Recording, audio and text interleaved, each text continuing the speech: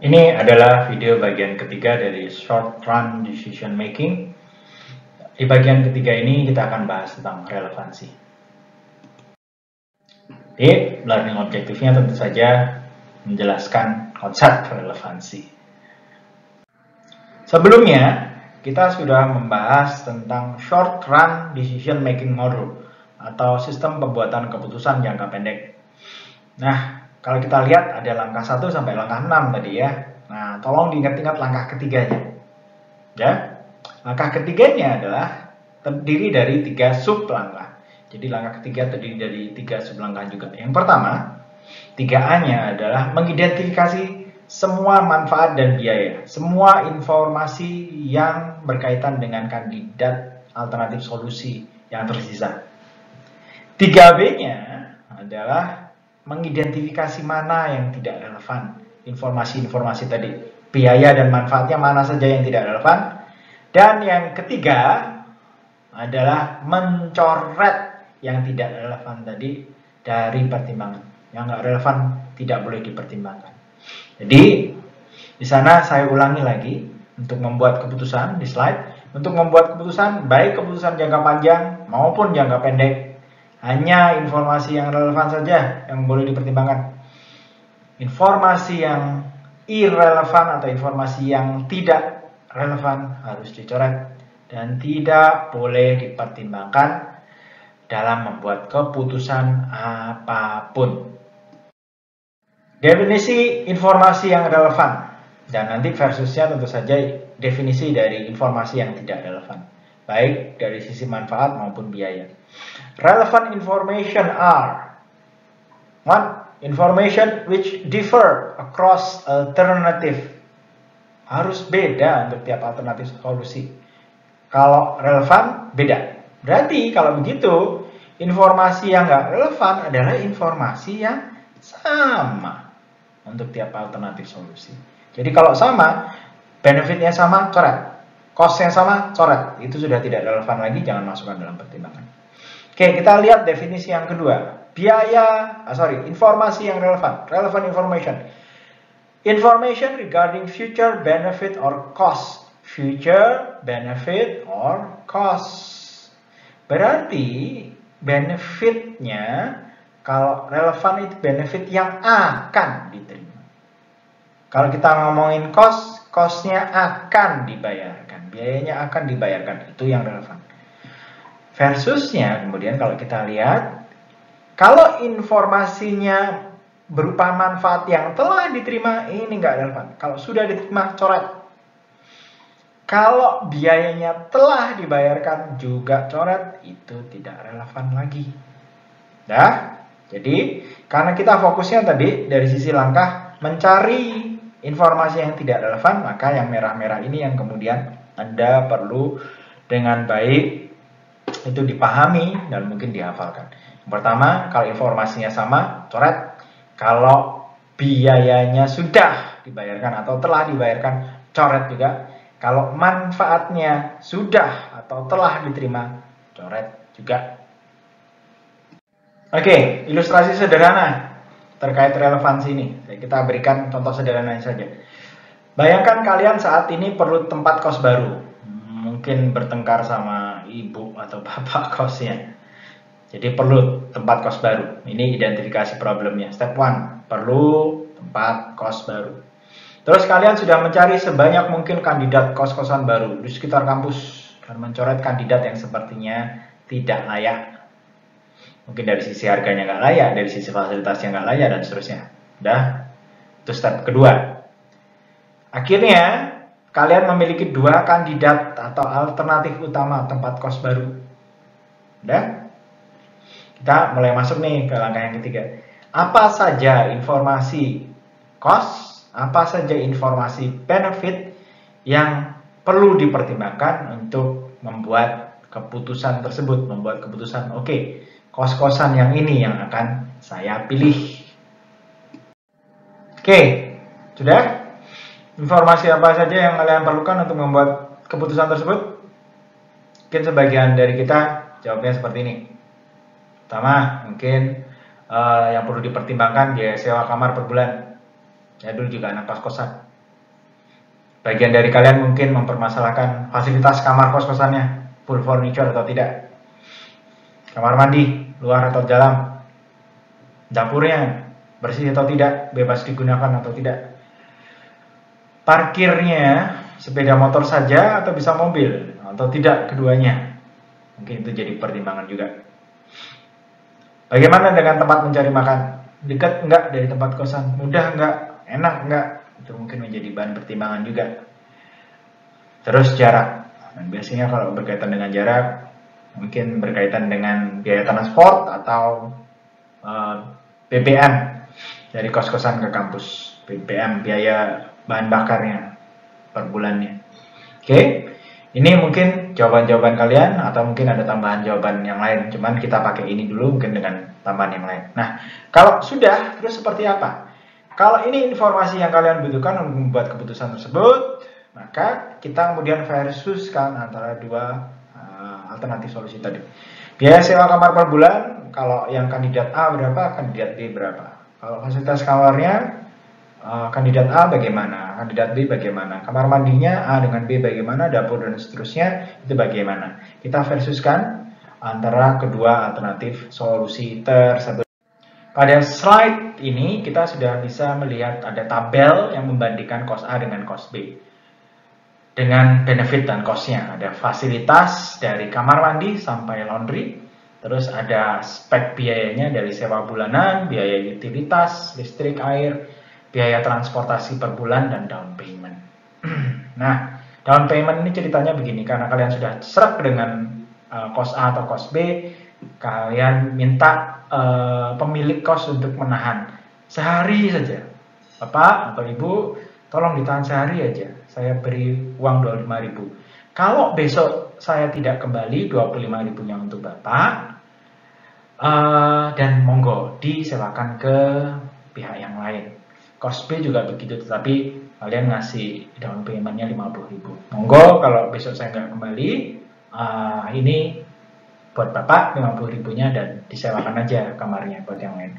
Karena waktu itu kalian lagi mikir-mikir lagi A atau B ya, kalian belum melakukan analisis. Nah, sekarang kita lihat masing-masing. Kamar mandi kos A luar, sedangkan kos B dalam, lebih nyaman. Furniture sama-sama, semuanya lengkap, dan kalian lihat furniturnya kurang lebih kualitasnya sama. Wifi semuanya free dengan tingkat kecepatan yang sama. AC hanya ada di kos B. Parkir kos A motor saja, kos B motor dan mobil. Dapur semuanya ada, fasilitasnya kurang lebih sama, dan bebas digunakan. Laundry sama-sama tidak ada.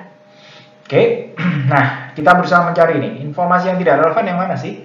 Ada dua tadi.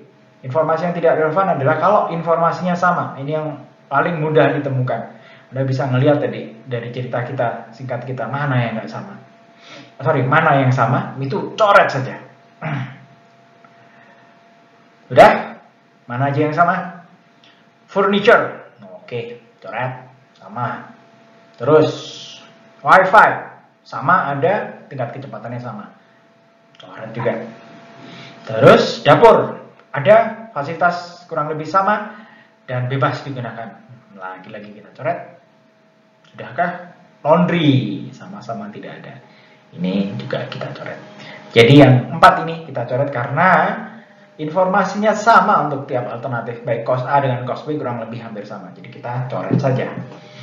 Terus ada yang kedua, informasi yang tidak relevan yang kedua adalah kalau manfaatnya sudah diterima.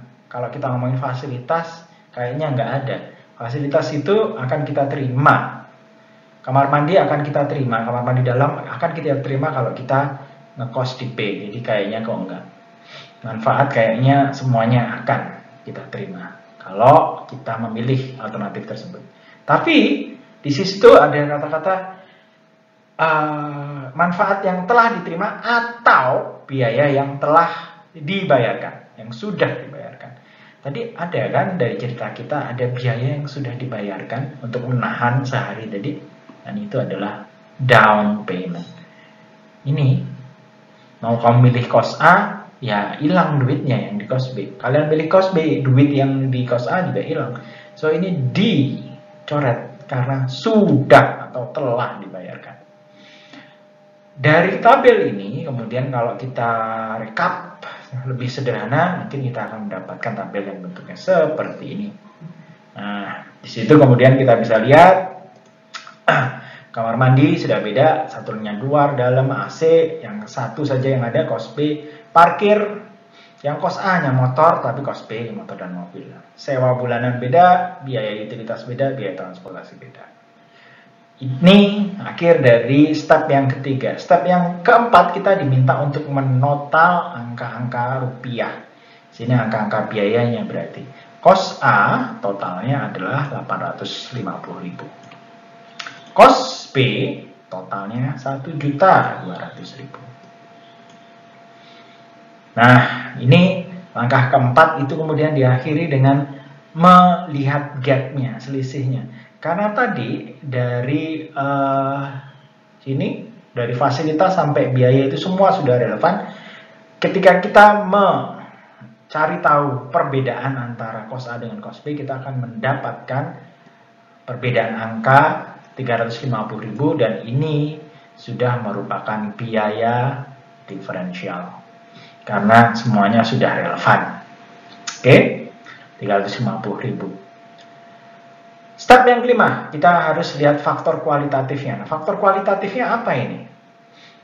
Bilang saja begini, kamar mandi, AC, parkir ini bagi sebagian orang kan susah dinilai dengan uang. Faktor kenyamanannya, ini mungkin bisa menjadi faktor kualitatif juga. Untuk lebih sederhananya, kita pakai itu aja sebagai faktor kualitatif pengganti ya. Nah, sekarang kita masuk ke step yang keenam. Step kelimanya tadi kamar mandi, AC, parkir. Itu ada dan tidak ada antara keduanya. Yang keenam adalah membuat keputusan. Ngambil mana solusi yang terbaik, mana pilihan yang terbaik. Dengan cara apa? Membandingkan nilai rupiah. Dalam hal ini, nilai rupiahnya tadi adalah 350.000 perbedaannya. Dengan kualitatifnya.